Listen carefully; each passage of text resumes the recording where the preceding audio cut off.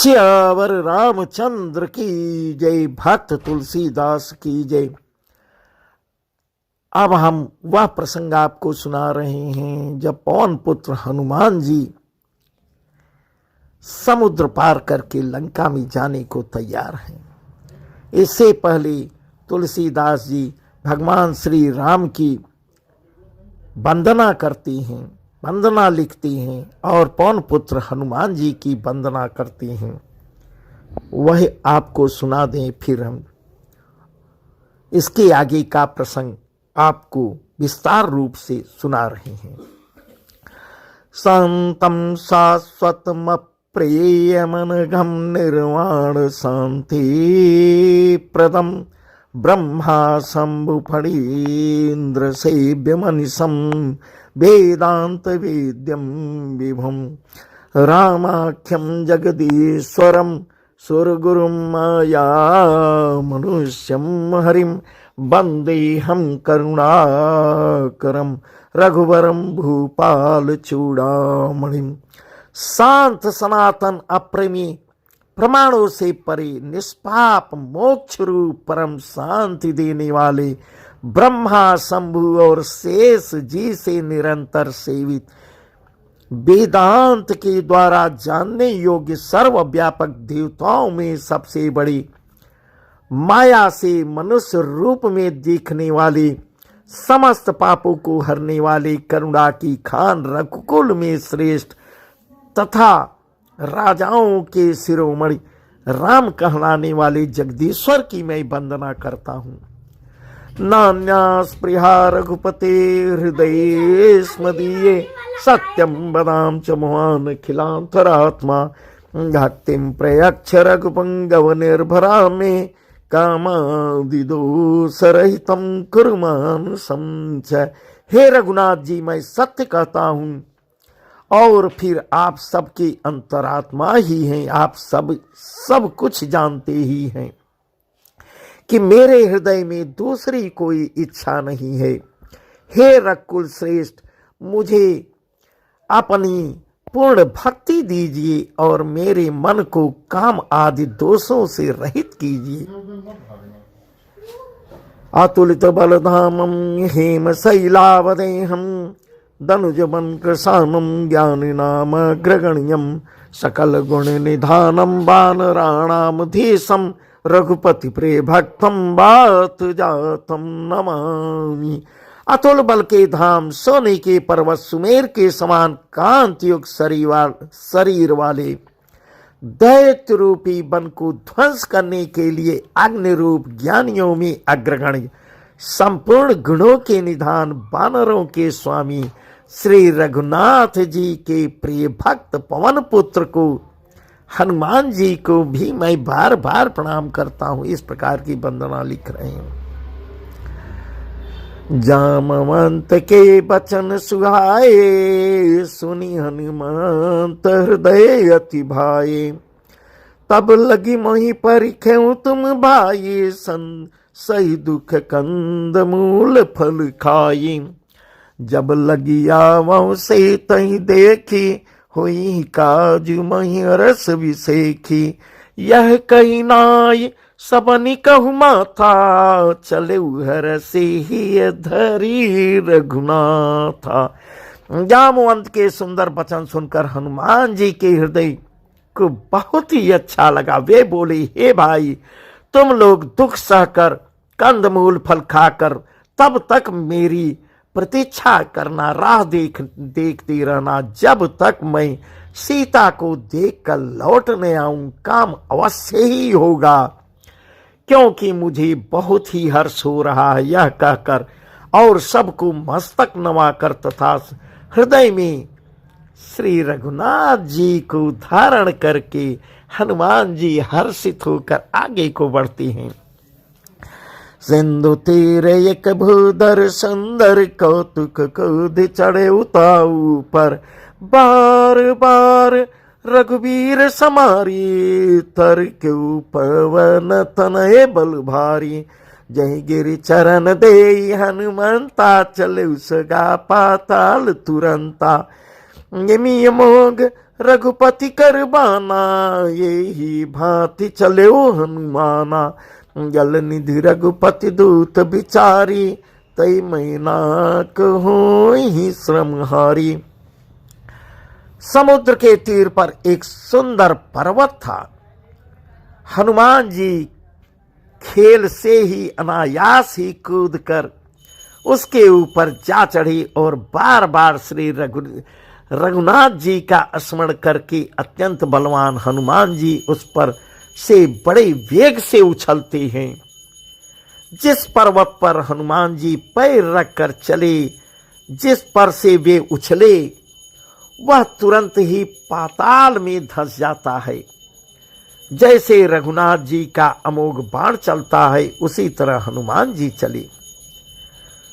समुद्र ने उन्हें श्री रघुनाथ जी का दूत समझकर मैनाक पर्वत से कहा कि हे मैनाक, तू इनकी थकावट दूर करने वाला हो जा, अर्थात अपने ऊपर इन्हें विश्राम दे। हनुमान तहि परसा कर पुनि कीन प्रणाम, राम काज कीन्हे बिनु मोहि का विश्राम। राम काज कीन्हे बिनु मोहि का विश्राम। हनुमान जी उसे हाथ से छू लिया, फिर प्रणाम करके कहा, हे भाई, श्री रामचंद्र जी का काम किए बिना मुझे विश्राम की जरूरत नहीं है। मैं विश्राम नहीं करूंगा। पहले भगवान श्री राम का काम, फिर विश्राम। इस प्रकार फिर आगे बढ़ते हैं। जात पवन सुत देवन देखा, जाने कौ बल बुद्धि विषेखा। जात पवन सुत देवन देखा, जाने कहु बल बुद्धि विषेखा। सुरसा नाम यहिन के माता, पठैन आई कही ते बाता। आज सुरन मोहि दीन हारा, सुनत बचन कह पवन कुमारा। राम काज कर फिर मैं आवऊं, सीता कई सुधि प्रभु सुनाऊं। देवताओं ने पवन पुत्र हनुमान जी को जाते हुए देखा।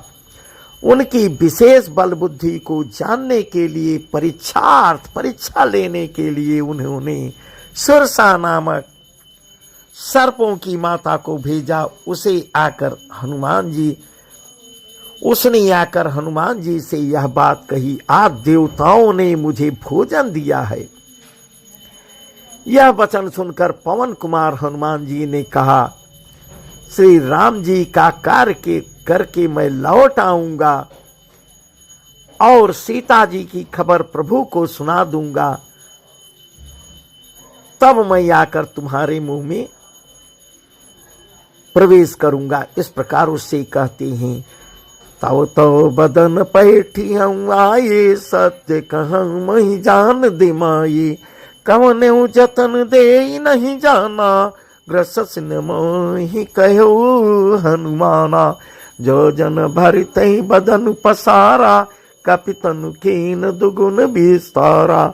सो रह जो जन मुख तई ठयऊ, तुरत पवन सुत बत्तीस भयऊ।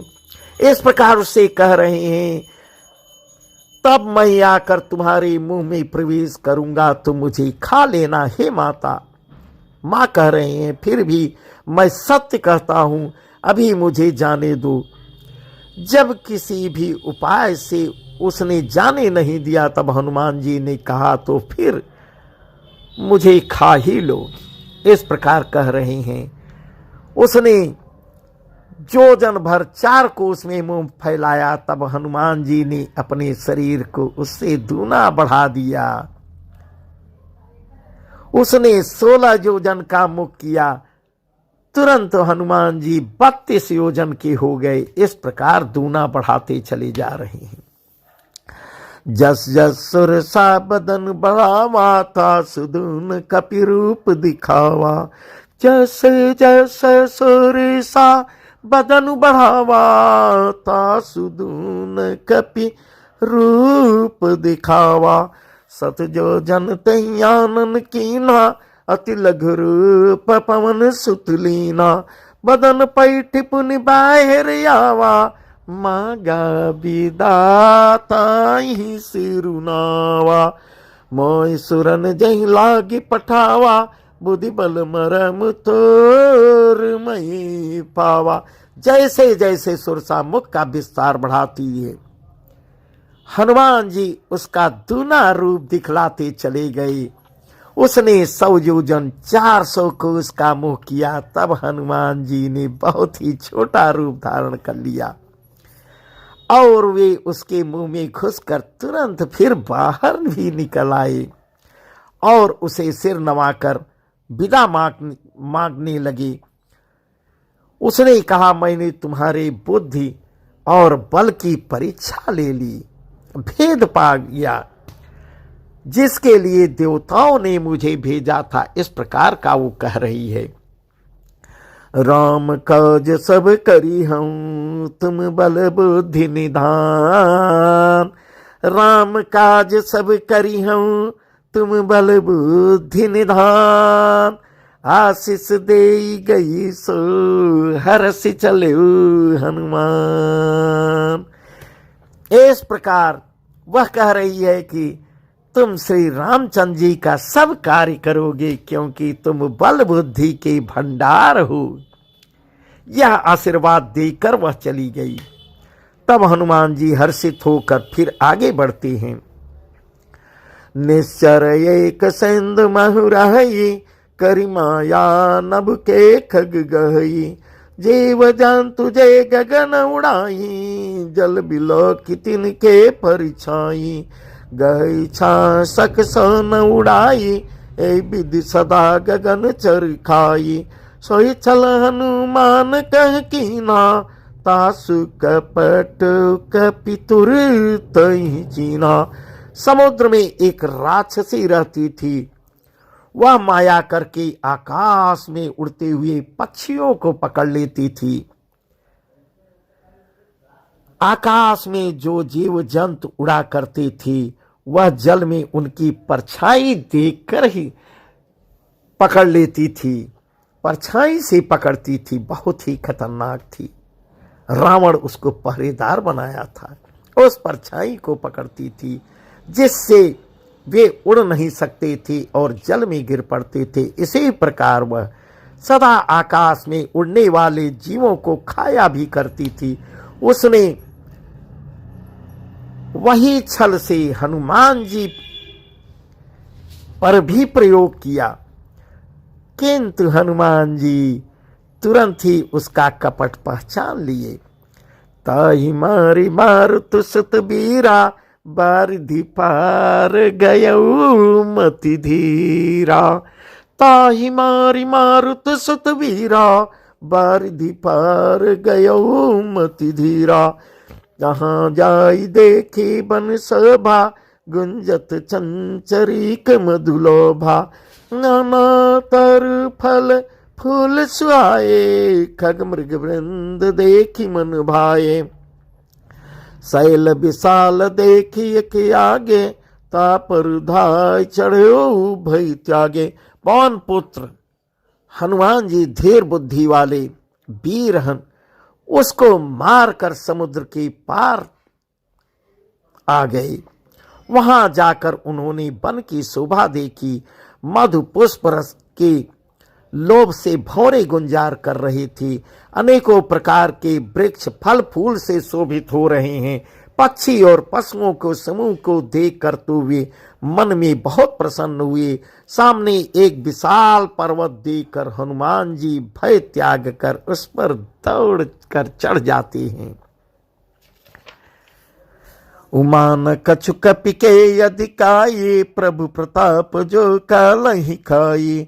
गिरी पर चढ़ी लंका तेहि देखी कहीं न जाई अति दुर्ग विसेखी। अति उतंग जल निधि चौपासा कनक कट कर परम प्रकाशा। शिव जी इस प्रकार कह रहे हैं, हे उमा, इसमें वानर हनुमान जी की कुछ बड़ाई नहीं है। यह पर प्रभु का, श्री राम का प्रताप है, जो काल को भी खा जाता है। पर्वत पर चढ़कर उन्होंने लंका को देखे। बहुत ही बड़ा किला है, कुछ कहा नहीं जाता। वह अत्यंत ऊंचा है, उसके चारों ओर समुद्र है, सोने की चारदीवारी का परम प्रकाश हो रहा है। इस प्रकार वर्णन कर रहे हैं। कनक कोट विचित्र मणिकृत सुंदरायतना घना, चौहट हट सुवट बीथी चारपुर बहुविधि बना, गजबाजी खचर निकर पदचर रथ बरू थनिको गने, बहुरूपनी सरजूथ अति बल सेन बरनत नहीं बने। विचित्र मणियों से जड़ा हुआ सोने का परकोटा है, उसके अंदर बहुत से सुंदर सुंदर घर बने हुए हैं। चौराहे, बाजार, सुंदर मार्ग और गलियां हैं। सुंदर नगर बहुत प्रकार से सजा हुआ है। हाथी, घोड़े, खच्चरों के समूह तथा पैदल और रथों के समूह को कौन गिन सकता है। अनेकों रूपों के राक्षसों के दल हैं। उनकी अत्यंत बलवती सेना का वर्णन करते नहीं बनता। इस प्रकार हनुमान जी देख रहे हैं और तुलसीदास जी वर्णन कर रहे हैं।